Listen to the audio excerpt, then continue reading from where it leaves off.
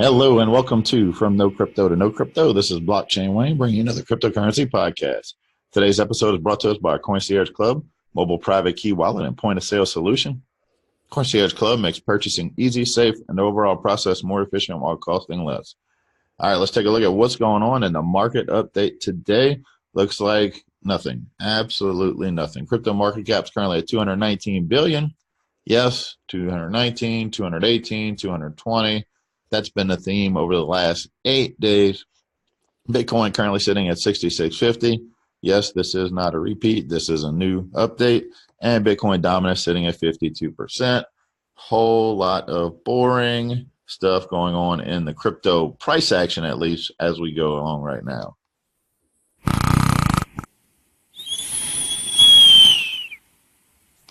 All right, let's jump into crypto news, see if we got some excitement there. Binance has announced that as of today, the company will be making all listing fees transparent.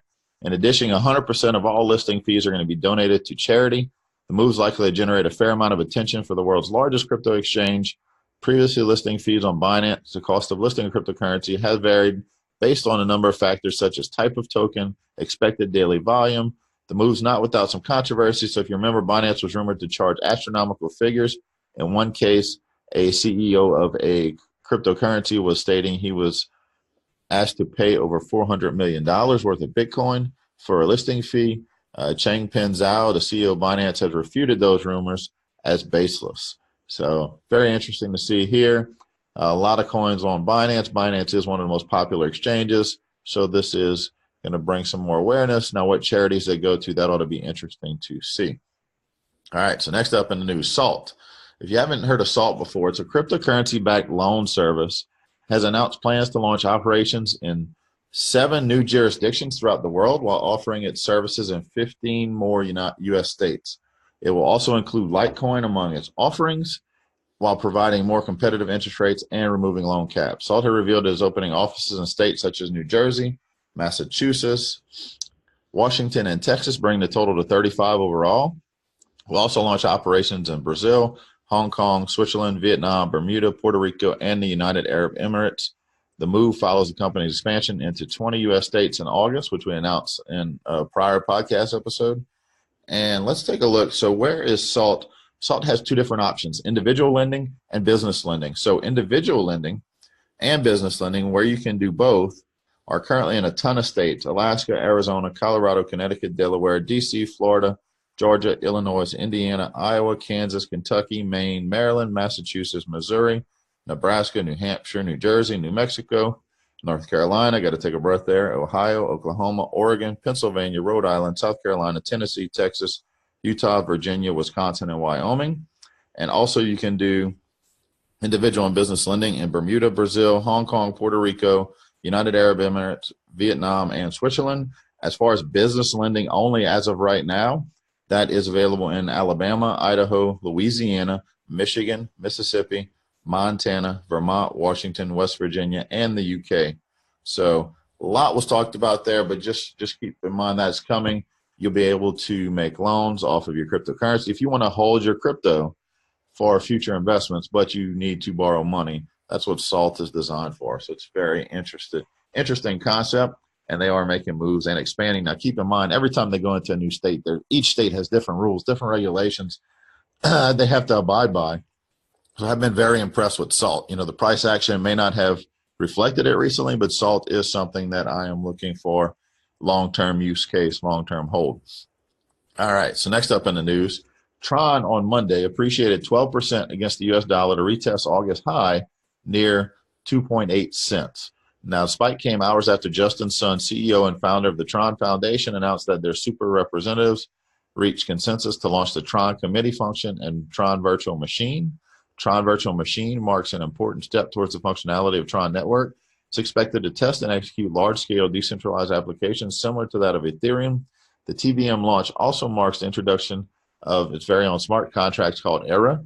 TVM, according to Sun, will make the Tron blockchain 200 times faster than Ethereum and 100 times cheaper than EOS. Now, that's according to Justin Sun. We did see that 12% spike. You have seen some retracement. That spike has pretty much been almost wiped out on the market cap. But this is another example of, if you were day trading that, perfect example. You want to buy the hype, sell the news. But long term, if Justin Sun can make all these things happen, you will see some big things from Tron. Tron has a lot of haters out there. Back in December, Tron was accused of plagiarizing their white paper.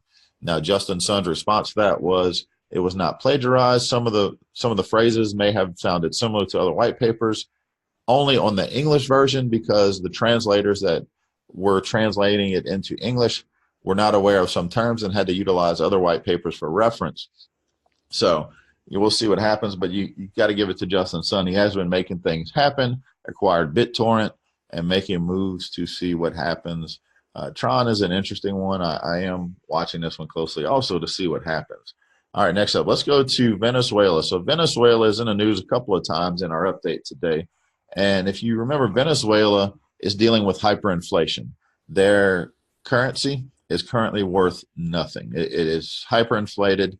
They're living in poverty down there. Many people aren't making much each day. And Venezuela has also been talking about releasing their own crypto called the Petro, which is a government-issued cryptocurrency to get around many U.S. and other sanctions that are placed on Venezuela right now. So Venezuelans in the news are being forced to pay for passports now with the country's controversial Petro cryptocurrency. This was in Bloomberg, Vice President Delcy Rodriguez said in a press conference on Friday that a new passport will cost citizens 2 petros, an amount worth 7,200 bolivars. Now, bolivars is their currency. That amount is being 4 times the minimum monthly wage. Venezuelans face an even harder task obtaining their travel documents as they seek to flee the country's economic and humanitarian crisis. So the nation having also just announced establishment of a police force specifically to tackle migration, as finance magnates reports the insistence on Petro payments for passports and increased price points seem aimed to stem the tide of people seeking to flee Venezuela. So cryptocurrency has a lot of great use cases out there. The Petro is not one. I wouldn't touch this thing at all, just because it's not good. You see what's happening in Venezuela, and it's not the intention of crypto. You see what happens when a government steps into crypto, especially a corrupt government. But then again, show me one government in the world that doesn't have some level of corruption. So also Venezuela had posted its largest ever Bitcoin trading volume last week. That also will show you the confidence in the Petro. Not very much. Many Venezuelans are seeking refuge in Bitcoin, buying Bitcoin before their currency is worth absolutely zero. The country announced several new economic shakeups. Trading platform localbitcoins.com showed that Venezuelans converted a total of 1,073 Bitcoin in a week, which is 7.1 million US dollars in value, the most since records began in 2013. The previous record came in September with 898 Bitcoin, 5.95 million exchanged during week 3, with the following week taking third place, 879 million. Traders continue to turn cryptocurrency in Venezuela to circumvent the government's increased stranglehold on the economy and the rampant hyperinflation we were just talking about, which persists despite a currency redenomination in August. So a lot going on there. All right, next up, hedge fund manager John Burbank is more confident in Bitcoin than Facebook. Yes, you heard that right. John Burbank, who is the helm of crypto hedge fund Passport Capital, reportedly said at SF San Francisco Blockchain Week that he's more confident in Bitcoin than he is in Facebook. CNBC crypto host Ran Nunur tweeted about the development as part of a tweet storm about Bitcoin. He also said that the Bitcoin price is about to explode, adding that he invested in Bitcoin on behalf of his parents. He went on to say that he's more bullish on Bitcoin than he is stablecoin USDT. Makes sense, right? Despite the popularity of stablecoins in this year's crypto market.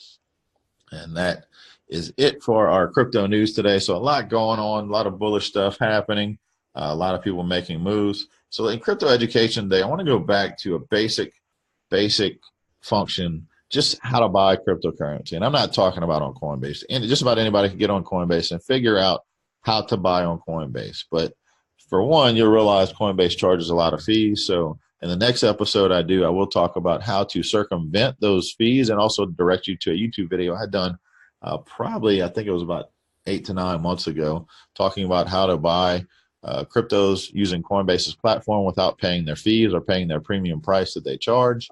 And so I'll use that in the next episode. But today I want to talk about what happens when you want to buy a cryptocurrency that's not on Coinbase, right? So now keep in mind, this is not financial advice. Cryptocurrency is very volatile. You could lose money, but with that disclaimer, let's jump in on how to buy something that's not on Coinbase. I had a friend call me up last week, wanted to buy 0x, right? 0x, if you've heard about 0x, they are, there's a rumor going around that they might get listed on Coinbase. You know, a lot of rumors like that come out, but I give this one a little bit more validity because Coinbase's trading platform, Coinbase Pro, is built on the 0x platform. So that is something that I'm watching closely, but not to get too deep into the crypto, but you wanted to know how to buy 0x, right? So first place, I direct somebody. You either want to go to coinmarketcap.com or coincheckup.com and find your cryptocurrency, click on it. Now, one of the options when you click on it to get more details about that crypto, yeah, it'll show you price action and a bunch of other information. But if you click on the markets tab, it will tell you every exchange market it's on. Some markets are open to your country, some are not. So you want to click, find one and exchange that it's on. For instance, 0x is on Binance. So here you're able to see that it's on Binance. If you don't already have an account on Binance, you go to Binance.com, create an account. If you have someone that's already currently trading on Binance, have them send you a referral link. Now, Binance does pay a referral fee for anyone that sends someone to Binance. And whether you're pro or against referral fees, it's definitely something where, hey, why not, if the company's willing to pay out, why not reach out and get, get some of that referral fee. But anyway, create an account on Coinbase, and then you want to see what pairs. It also, when you're on CoinMarketCap and Coin Checkup, it will tell you what pairs are on there. So say it's a Bitcoin pair, Ethereum pair, whatever the pair is, you want to send that cryptocurrency over there. And typically it's paired up with something that, let's say you're in the US and you're using Coinbase. So it's paired up with, say, Bitcoin, maybe be paired up with Ethereum. I'm not sure on that one exactly, but just giving an example. So you would want to buy a cryptocurrency on, say, Coinbase, or what? Maybe you're at a Bitcoin ATM and it's paired up with Bitcoin and you're going to buy Bitcoin. So you're going to make your purchase on Coinbase or your local exchange, and then you're going to send that over to Binance. In Binance, there's an option where in the top tab, it says deposits and withdrawals. You click deposits. You're going to copy, say you're sending Bitcoin. You're going to copy your Bitcoin address. From there, you're going to go into, say, Coinbase, and it's going to ask you to paste the address you're sending it to. You're going to paste that Bitcoin address into Coinbase, put how much Bitcoin you want to send over. You want to send it over there. And then once it shows up in your balances on Binance, you're just simply going to go to the exchanges tab on Binance. You're going to find the 0x/BTC pair. And then you're going to place a buy order, right? You're buying it with Bitcoin. It's as simple as that. It may look overwhelming, may look daunting, but all you're doing is taking that Bitcoin, saying, what I want to pay. You can see what the going price is if you want to pay for that, if you want to offer a lower price. And then typically you can play around with the numbers and it'll tell you how many 0x you can buy with your Bitcoin that you want to spend. And then you issue the order. If you issue it at the current market price, it should execute right away, if not shortly thereafter. If you're waiting for a drop in a price before you buy, it may stay there until you either until it executes or you cancel it. But it's as simple as that. Once it executes, boom, you've got it. It's in your wallet, and now you're holding that. I know there's a lot more detailed going in to how to buy, and I've talked about that in past episodes. You want to make sure you're not buying a pump, right? So that's just a little thing there. If there's been a big spike in price and you're buying it because it's already spiked in price that day, you don't want to do that. You're buying at the top. Typically, there will be some retracement, just like with Tron yesterday. Tron spiked up 12%. Great opportunity, but just remember, anytime there's a buy order, there's also a sell order and vice versa. So many people that sold at the top of that spike, there are also people that bought at the top of that spike, and now they're sitting down, upside down in their investment from yesterday. Not that saying it's a bad thing if they're a long-term holder and doesn't want to deal with all that, but just make sure you're aware of what's going on when you're buying and selling cryptocurrency. All right, so that is it for our episode today. I want to thank you for listening in. All of the news articles we talk about in our episode today can be found on our Facebook page, From No Crypto to No Crypto. Make sure if you're not already following it, go ahead and click follow it. Give it a like. That's where we give all our news updates are posted there. And also all future podcast episodes are posted there as well, along with any other pertinent information. And so that is it for our episode today. I'm going to leave you today. I want to thank you for listening. We're going to leave you today going back to that Bitcoin song written by Soulja Boy, who is a famous rapper who is known for the song Crank That, but we're going to leave you with Bitcoin. I made 100 racks off of Bitcoin. You could catch me trapping with the Bitcoin. You could catch me running up the Bitcoin. I spent 6,000 on a Bitcoin.